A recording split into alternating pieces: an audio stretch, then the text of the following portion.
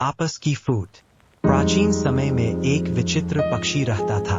उसका धड़ एक ही था, परंतु सिर दो थे। नाम था उसका भारुंड। एक शरीर होने के बावजूद उसके सिरों में एकता नहीं थी और नहीं था तालमेल।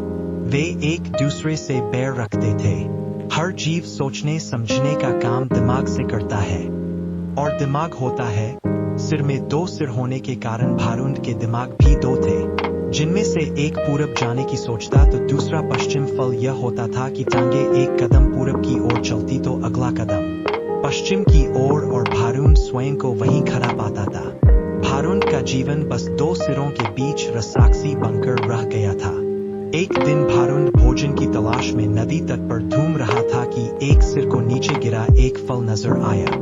उसने चोंच मारकर उसे चखकर देखा तो जीभ चटकाने लगा। वाह, ऐसा स्वादिष्ट फल तो मैंने आज तक कभी नहीं खाया। भगवान ने दुनिया में क्या क्या चीजें बनाई है।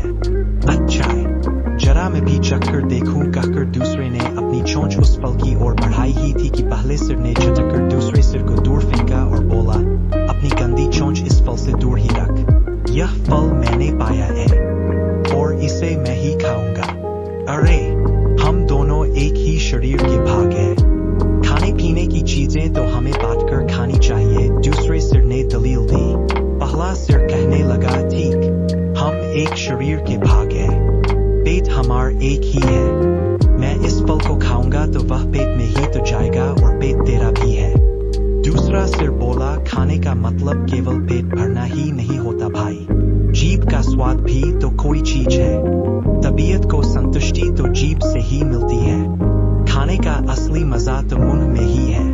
पहला सिर तुमकर चिढ़ाने वाले स्वर में बोला, मैंने तेरी जीभ और खाने के मजे का ठेका थोड़े ही ले रखा है।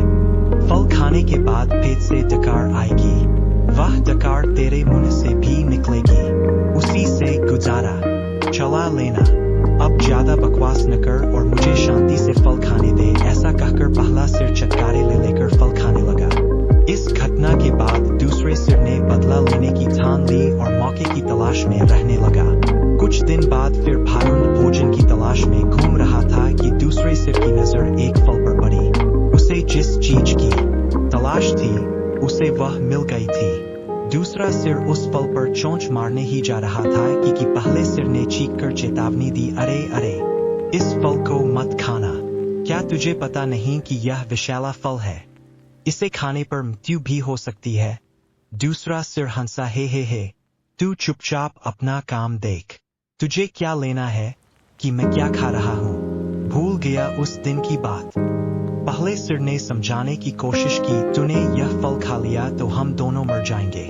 दूसरा सिर तो बदला लेने पर उतारू था। बोला, मैंने तेरे मरने जीने का ठेका थोड़े ही ले रखा है। मैं जो खाना चाहता हूँ वह खाऊंगा, चाहे उसका नतीजा कुछ भी हो।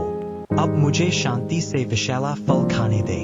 दूसरे सिर ने सारा विषैला फल खा लिया और भारुंड तड़पकर मर गया।